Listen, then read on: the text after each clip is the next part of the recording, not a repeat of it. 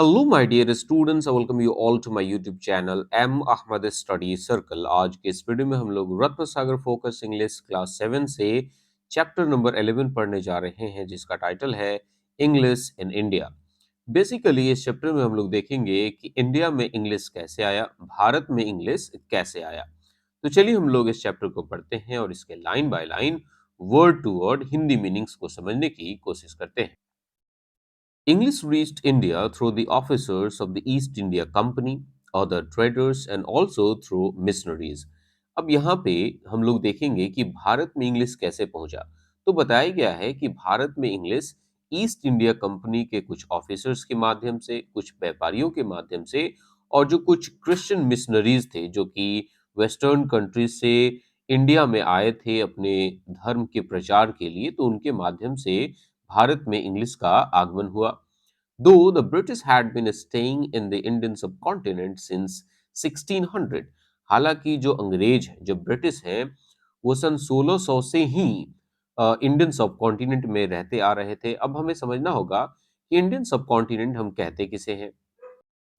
Indian subcontinent south Asia में एक क्षेत्र है, एक भौगोलिक क्षेत्र है जिसमें भारत, पाकिस्तान, नेपाल, बांग्लादेश, भूटान इस जैसे देश शामिल हैं। तो यहाँ पे अंग्रेज जो हैं वो सन 1600 से ही रहते आ रहे थे एंड वो ग्रेजुअली गेनिंग पॉलिटिकल कंट्रोल, और वो धीरे धीरे राजनीतिक नियंत्रण हासिल कर रहे थे। It was only in 1835 that English officially became an important language for the local population. लेकिन देखिए सन 1600 से लेकर सन 1835 तक, लेकिन सिर्फ और सिर्फ 1835 में ही ऐसा हो पाया कि इंडियन सब कॉन्टिनेंट के लोकल पॉपुलेशन, जो स्थानीय आबादी थी, उन लोगों के बीच ऑफिशियली आधिकारिक तौर पे इंग्लिश एक बहुत ही महत्वपूर्ण लैंग्वेज के रूप में उभर कर सामने आया। कब? 1835 में।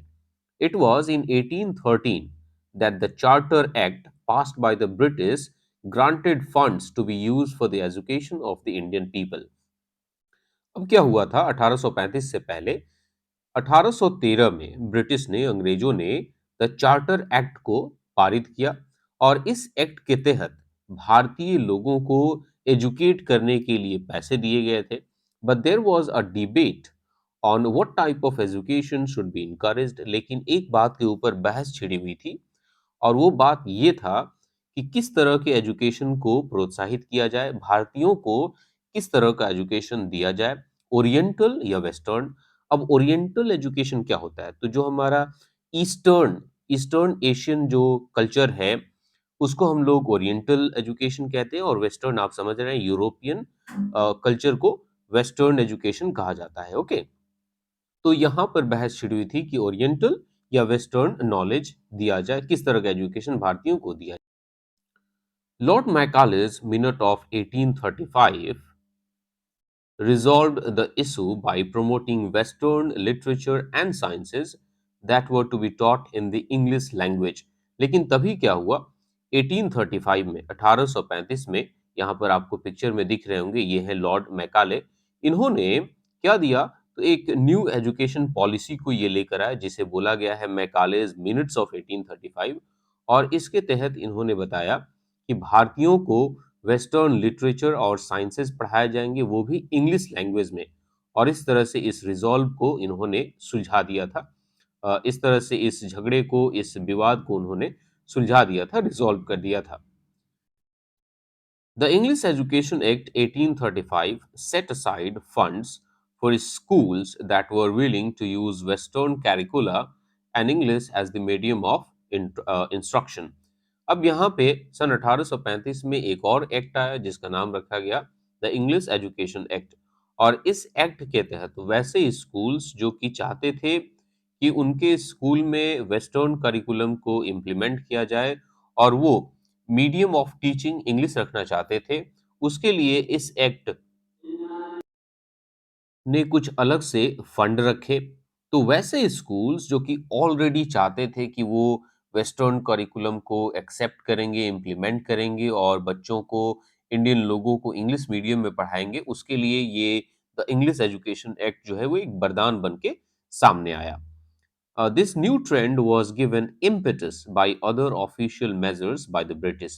अब अंग्रेजों के द्वारा कुछ और भी उपाय लगाए गए, जिसके माध्यम से ये जो नया ट्रेंड आया था कि वेस्टर्न करिकुलम स्कूल्स में अडेप्ट किए जाते थे और बच्चों को और लोगों को इंग्लिश में पढ़ाया जाता था, इसको एक बहुत ही तेज गति से आगे बढ़ाया गया। जैसे कि वुड्स डिस्पैच जो कि 1854 में आया था, इसने भारतीयों को काफी तेज गति से इंग्लिश पढ़ाने पर ध्यान दिया था। This dispatch suggested that education in the mother tongue should continue at the primary level, but English should be the medium of instruction at the higher levels. और ये जो वुड्स डिस्पैच आया था, इसने सजेस्ट किया कि जो प्राइमरी लेवल के बच्चे हैं उनको उनके मातृभाषा में पढ़ाया जाना जारी रखा जाए, लेकिन हायर लेवल पे जो इंस्ट्रक्शन है, जो लैंग्वेज ऑफ इंस्ट्रक्शन है, जो मीडियम ऑफ इंस्ट्रक्शन है, उसे इंग्लिश में होना चाहिए। Following the directives of the dispatch, departments of education were instituted in many colleges. अब ये जो वुड्स डिस्पैच आया था, उसके जो भी डायरेक्टिव्स थे, डायरेक्टिव्स कहने के मतलब ऑफिशियल इंस्ट्रक्शन, उसको फॉलो करते हुए कई सारे कॉलेज में डिपार्टमेंट्स ऑफ एजुकेशन को एस्टैब्लिश किया गया। In 1857, universities were set by the British in Calcutta, now Kolkata, Bombay, now Mumbai, and Madras, now Chennai. तो 1857 में भारतीय शहरों में अलग-अलग जगहों पे यूनिवर्सिटीज खोले गए और उसके बाद इन द मीन टाइम और इसी दौरान क्या हुआ, a portion of the local population specially the middle class had already been learning English to secure government jobs. तो क्योंकि अब आप देख रहे हैं कि भारत में एक अभियान जैसा चलाया जा रहा था कि सभी लोगों को इंग्लिश का नॉलेज दिया जा रहा था, इंग्लिश में एजुकेट किया जा रहा था, राइट। तो इसी दौरान भारतीय पॉपुलेशन, स्थानीय आबादी का एक छोटा सा हिस्सा, खास करके मिडिल क्लास का, वो पहले से ही इंग्लिश सीखते आ रहे थे ताकि वो गवर्नमेंट जॉब्स को सिक्योर कर सके, ताकि उन्हें गवर्नमेंट जॉब्स मिल सके। क्योंकि ब्रिटिश गवर्नमेंट में काम करना था और वहाँ पे जो भी ऑफिशियल लैंग्वेज था वो इंग्लिश था, इसलिए मिडिल क्लास इंग्लिश सीख करके गवर्नमेंट जॉब्स हासिल करना चाहता था। Business was after all to be conducted in the language of the rulers of the country। और अगर आप किसी भी कंट्री में बिजनेस करते हैं, व्यापार करते हैं, तो आपके बिजनेस का जो लैंग्वेज है वो वही लैंग्वेज होना चाहिए जो कि वहाँ के रूलर्स जो हैं वो यूज करते हैं। राजा Ram Mohan Roy was especially vocal about the adoption of both British education and English। अब यहाँ पे एक समाज सुधारक हैं राजा राम मोहन रॉय। ये बहुत ही मुखर तरीके से, काफी सामने से खुलकर आते हैं और वो कहते हैं कि मुझे दोनों मंजूर हैं, ब्रिटिश एजुकेशन और इंग्लिश का ज्ञान, मुझे दोनों चाहिए और हम सभी को इन दोनों को एक्सेप्ट करना चाहिए। दो his goal was social reform rather than better job opportunities. हालांकि इनका जो गोल था, इनका जो लक्ष्य था, वो ये था कि वो समाज को सुधार सकें, ये ना कि वो जॉब को हासिल करने के लिए बेटर अपॉर्चुनिटीज को प्रोवाइड कराएं लोगों को। इनका ये गोल बिल्कुल भी नहीं था।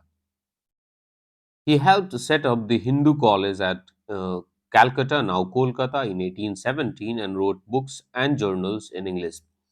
राजा राम मोहन रॉय ने 1817 में कलकत्ता में हिंदू कॉलेज की स्थापना में मदद की और उन्होंने इंग्लिश में कई सारी किताबों और कई सारे पत्रिकाओं, कई सारे जर्नल्स को भी लिखा था।